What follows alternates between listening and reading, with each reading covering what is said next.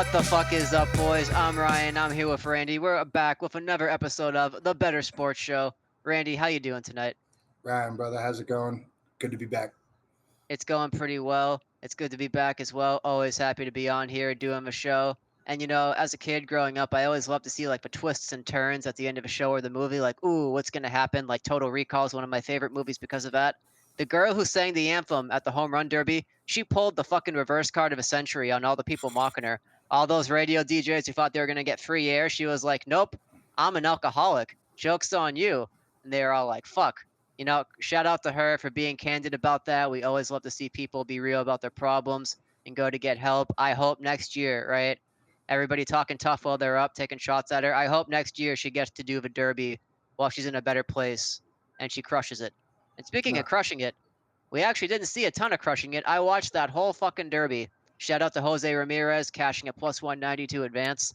But I watched that whole derby, and man, talking about baseballs, we had some fucking blue balls out there in the outfield. Those home runs stopping like a foot, 2 feet away from the wall. The kids out there got a good workout, which was nice. But other than that, though, man, I know some people are saying, "Oh, that was a bad home run derby." I don't want to say it was bad. The finals was fucking lit.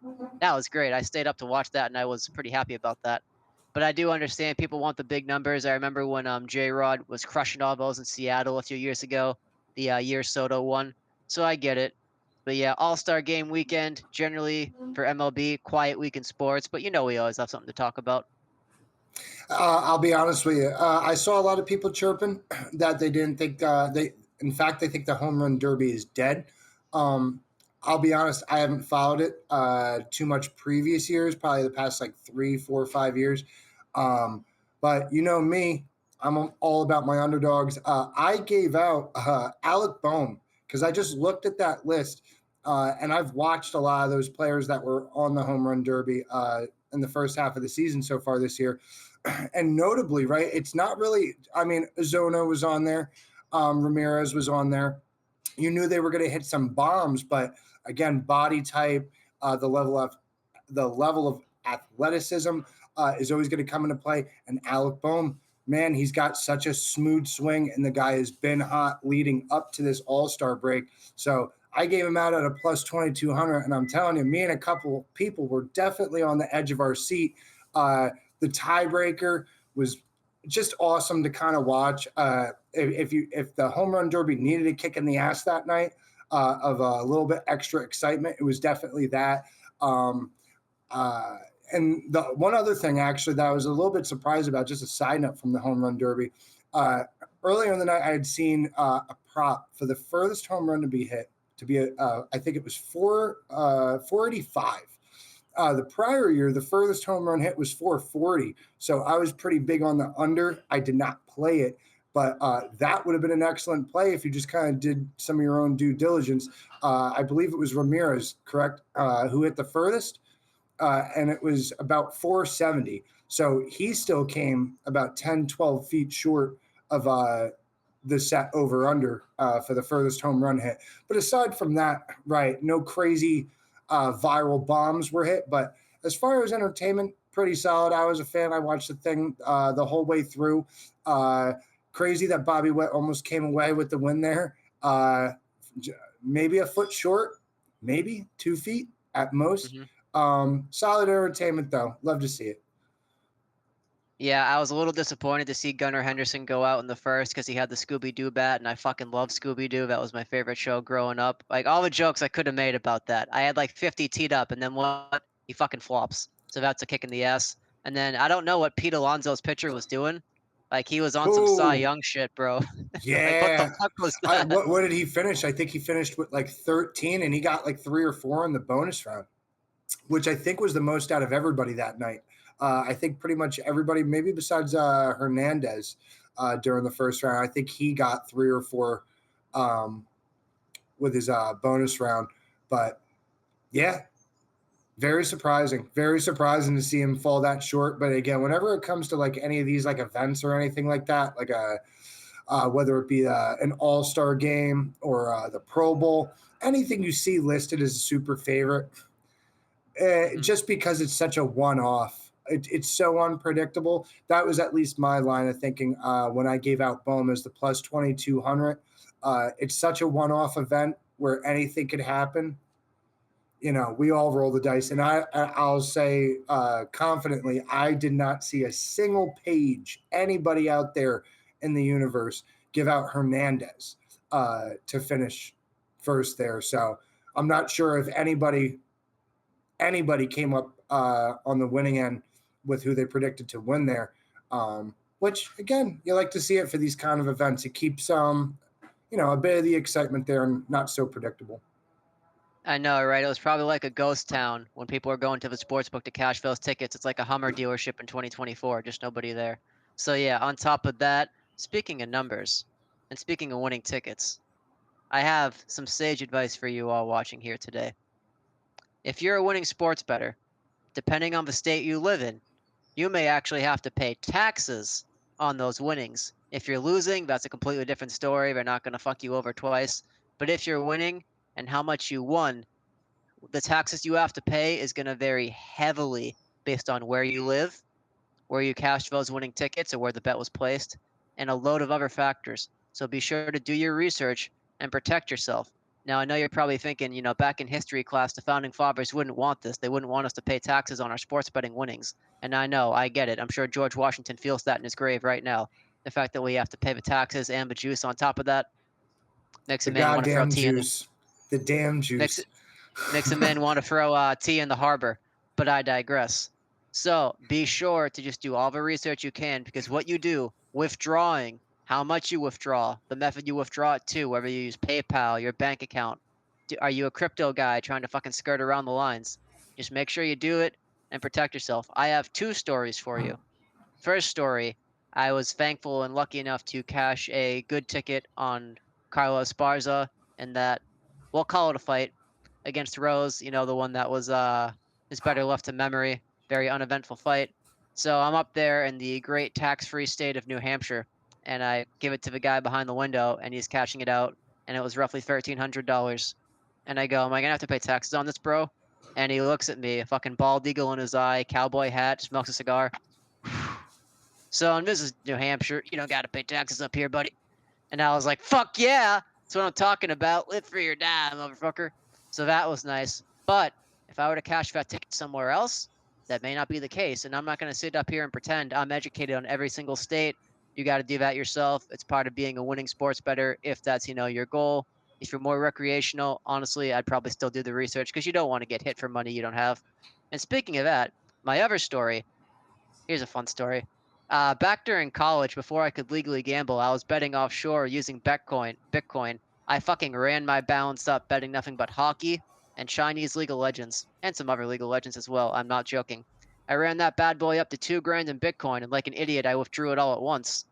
And then I told my dad, "Fucking Bitcoin, you're gonna have to pay taxes on that." I was like, "Really?" And he was like, "Yeah." I was like, "Oh," but kind of flew a little close to the sun there. Just figured I'd let you know about that. So whatever you do, be able and be responsible, because you don't want the IRS knocking on your door asking you where you got all this Bitcoin. You have to be like, "I was gambling on Chinese League of Legends." I was pretty close to that conversation, not gonna lie. The IRS also went after a friend of mine from high school over an $18 tip that he got delivering pizzas our junior year. So, fun stuff out there. Anyway, that's it with me, Randy. What do you have for us tonight? We got a little game to end the episode today.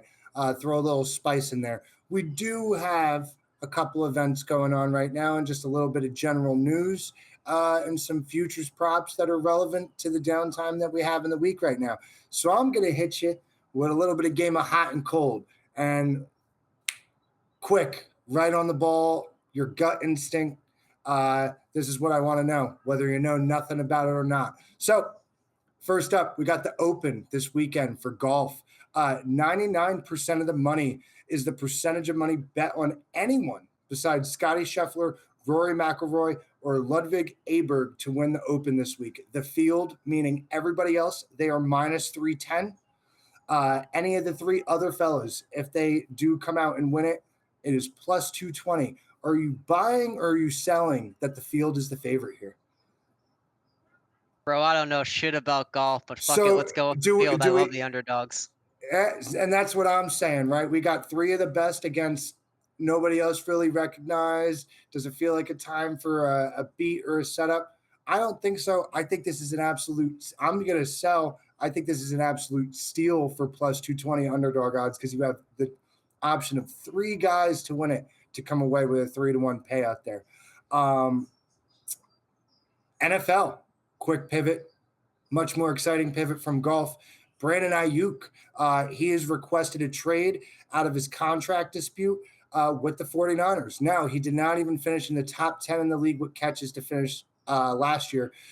Do we buy that he's a number one wide receiver for a team out there that, and if so, is there a team out there that even really needs a number one wide receiver asking for his payday? Is this more or less, is this good or bad I am for the Niners? I am very happy you brought that up. You ready for a fucking synchronicity? You ready for this, boys? I was talking to my friend today because I told him the Patriots should go out and get Aiyuk, right? So that they can have that bona fide number one receiver for a young quarterback. And he told me Aiyuk is a freak. Last year, he was in the top percentile in the NFL against man, zone, and press. Being top three in all three categories is almost unheard of, and he was it. So shout out to my friend Jared from high school, one of my ride or dies, unknowingly just set me up perfectly for that segment. So the only thing I would have to add there, and I'm sure many other people will, the only side of the argument there is again with Christian McCaffrey, unstoppable in the backfield, and then you also have Debo Samuel on the opposite side of the line there. They definitely took away a lot of attention and gave him the ability to be much more productive. Me personally, this is a sell. I feel like any team that really bites at giving this guy like any type of max for number one position, I think is a little bit outside their position. This guy is no Devontae Adams, in my opinion. But with that being said, Devontae Adams yesterday, rumors started swirling around that it's very possible a reuniting of him and Rodgers is very possible this offseason.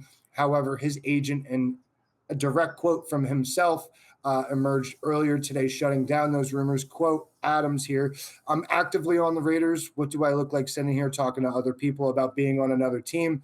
That's still how I feel about it right now. I'm locked in with the Raiders, and I feel really good about this team. And as far as I know, they feel good about me.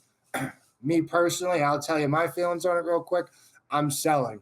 I am selling. I don't believe that he actually believes in this locker room. I think he's waiting on an opportunity, and it's if anybody could give the Raiders the value that they would be taking on. And Adams, even though I believe he's not owed very much going into this year, so would be interesting to see how that pans out. What's your take on it? I'm going to sell on that take as well. I think he wants out of there. I think he wants to be back with his boy Rodgers. He's had years of subpar QB play. He wants to contend. He wants that ring, right? Bright lights of Las Vegas are fun, but everybody wants the ring. Everybody wants the next championship. And again, right, just the overall quarterback situation. Although I do love Antonio Pierce stepping in as coach, I'm really happy that they secured him and that he'll be coming back. He won't be just the interim and how he turned that team around the second half of the season last year. They do look exciting, but right, I don't think the environment quite fits Adams in this scenario. One last thing on the NFL end. Caleb Williams still is not signed his rookie deal. They're still haggling over contract language. I'll just put it to you like this: Caleb Williams, 8 wins, buy or sell. I think he actually may have signed it today. Oh, he Yeah, he did signed his sign rookie. it. Yeah, he signed it 2 hours ago. All right, so even irrelevant to the adjustment on the question, buy or sell, does he even live up to a little bit of the hype? Does he win 8 games this year? What do you think? 100%. I will You, say, though, those could be two separate entities. He may not be able to live up to the hype just yet, but I think that Bears roster is drastically improved. The defense was quietly very good at the end of last year, right? They were able to fix that. They only finished about a game or 2 games out of the playoffs. They've added on offense. They've added everywhere else. Caleb Williams, while he may not be fully living up to the hype just yet, the jury's still out on that. I do think he's going to be more accurate than Fields. He's going to have that better downfield threat, especially over the middle as well. I'm buying. I think the Bears can 100% make some noise. I think that's going to be a drastically improved roster. I don't think they're there quite yet. I still have the Lions coming out of that division, but the Bears could easily be wild card one. Not a bad take. It'll be interesting to see. Really tough division, again, a really hurting franchise for quite some time. And they haven't had a great quarterback really ever. I believe they still hold the category as the only team without a quarterback ever to throw over 3,000 yards for them. I want to say I'm correct in that number. I believe it's a 3,000-yard passing season. The Bears have yet to have a quarterback in their history throw for at least that amount. Will be interesting to see. I love a good underdog story. Me personally, I'm selling here.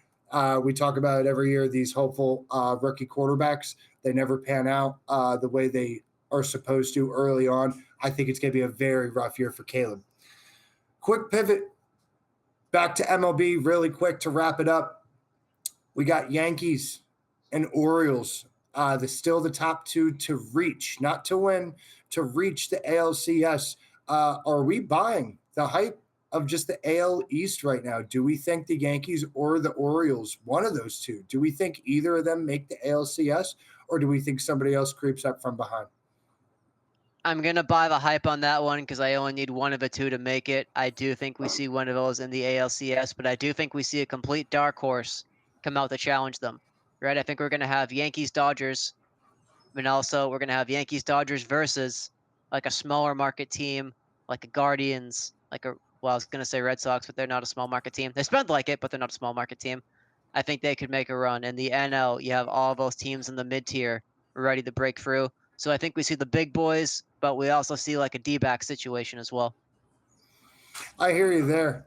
For some reason, for me, I don't know what it's been. It's been pretty much throughout the whole season so far. There's just a weird lingering feeling to me about the Guardians, and they are third on this list at plus 220 currently. The only other team that's really sent just a surprising shockwave to me is the Astros.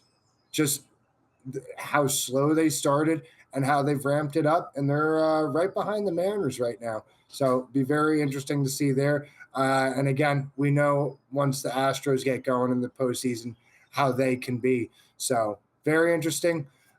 NLCS, very interesting here. The Dodgers are the favorite to reach at minus 190. The Phillies, despite how amazing they have played consistently throughout injuries, throughout a questionable bullpen at times, with not the greatest starting five. Again, and the whole talk of that they are just the bully of the worst team. They have the best record in baseball right now against over 500 teams. So hard to argue how the Dodgers are the favorite right now, especially with Glasnow, I believe, still on the injured reserve list, and crapping on my Cy Young award for the National League. We'll touch on that in a second. But to reach NLCS, we have Dodgers minus 190, Phillies minus 130, buying or selling that either of these teams get. Are we buying that either of these teams get there, or are we selling? And do we think somebody else emerges second half of the season?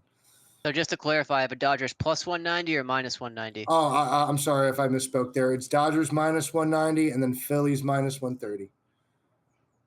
I'm still on the Dodgers there. That's a fucking wild market if they're minus 190 to make the NLCS. Holy shit. But yeah, I think it's Dodgers 100%. That's my World Series pick. Wow. That would be really interesting. I mean, honestly, I agree with you there. The only doubt I really have is in the bullpen right now, and just Glasnow's status being questionable. He is a major key in that rotation there. And I'm not sure what the return table looks like for Mookie Betts and his hand. But again, if they could overcome the injuries, I agree with you here. I see no reason why they should be able to reach. But if the Phillies gain some momentum in this bullpen, it'd be really interesting to see second half of the year. We got two things left here. One, since we just wrapped up the home runs and the home run derby. All right, we got regular season home run leader with Aaron Judge minus 350, and the two people behind him that stand the best chance, Ohtani is plus 700, and we got Gunnar Henderson at plus 1200. Now, Judge has 34, Ohtani has 29, and Henderson has 28. So there's not a massive gap to close here. The Yankees have been on a downswing. The Orioles have kind of just been hanging in there themselves. And And again, you got the Dodgers and Ohtani, who looked great during the home run derby, crushed a nice little 3-run homer. Are we buying that Judge is the home run leader at the end of the regular season? No, I'm selling. I'd go with Otani, especially at those odds. Hey, that and you got some incredible value there. Again, right now he's listed at plus 700.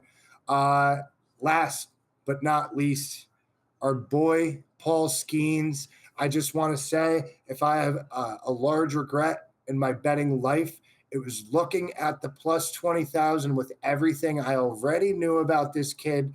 Once he made his first start, he appeared on the to win Cy Young at plus 20,000, and he is currently at plus 500, which is unreal. That is wild. Absolutely unreal. No rookie has ever won the Cy Young. Ahead of him, Zach Wheeler, who isn't having a sensational year, a good year, but he's plus 165, and Chris Sale has actually jumped the list out of everybody. He was as low as plus 1,600 on this list just a couple weeks ago. He's plus 125. He's favored right now. I don't have a dog in this because I still have Tyler Glasnow hanging on by a thread at plus 2,800, and I picked him up at plus 700. However, Paul Skeens, he's currently got 89 strikeouts. He is minus 225 to pick up 150 plus. Are we buying or selling that he hits that marker? Buying 100%. Yeah, 100%. Right, I think this kid's got it. He's dealing. He's going to hit that. right behind that, you have 175 strikeouts at plus 140. Big discrepancy there of 25 strikeouts with a 300-point swing. I'm with you there, though. I think he gets the plus 150. If this guy's just been warming up in the first half, has a nice little break, the Pirates could just get themselves together defensively overall and find some consistency. You get this kid pitching behind an offense that could get rolling. It'll be interesting, and the strikeouts seem aplenty with this kid. 100%. And if they're not as good defensively, that may actually help you out because if they're making errors and more guys reach base, then that's more at bats, so he has opportunities to throw strikeouts. Valid Right, point. just throwing Valid that out point. there. Yeah. But that's all I got for you. That's pretty much all that we have as far as MLB. A little bit of shakeup in the news with some major players in the NFL. And again, just a little side bet on golf. I'll throw it out there. I posted on my page.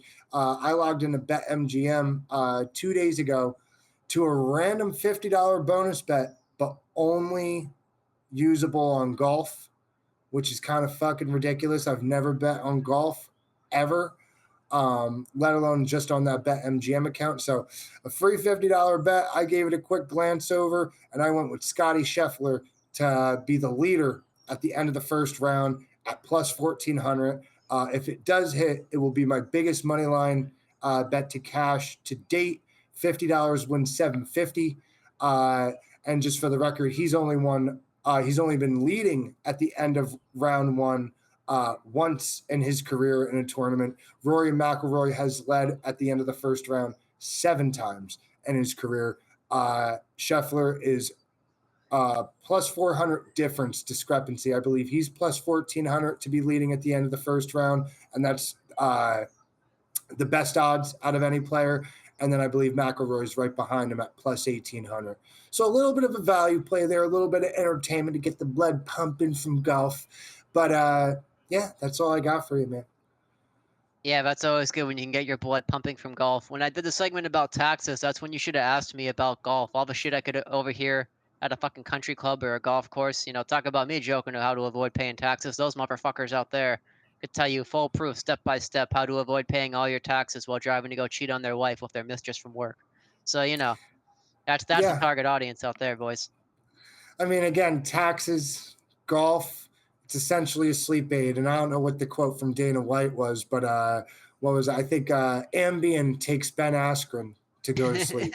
So, you know what I mean? Yeah, That's the demographic we're hitting on those topics. But again, value where there's value. There's value in a little bit of everything, right? exactly. I was at Foxwoods for when Rory versus I believe it was Bryson in that playoff there a few weeks ago, and people were going fucking ape shit for the last hole, and I'm just watching like, what the fuck are you all reacting to? Like, I don't get it, man. I don't get it. I guess I don't. But to be fair, I don't have to. It matters to some people. It's really important to them. So hey, what works for you works for you. I watch, dudes in shorts give each other CTE almost every weekend. That's not for everybody either. So, you got to find your lane and stick with it. I hear you, brother. It's always good, man. Thank you for having me on again. Of course, thank you. I'm Ryan. I'm here with Randy. Thank you for your support. We'll see you next week. You got me feeling lucky. I'm putting everything on black.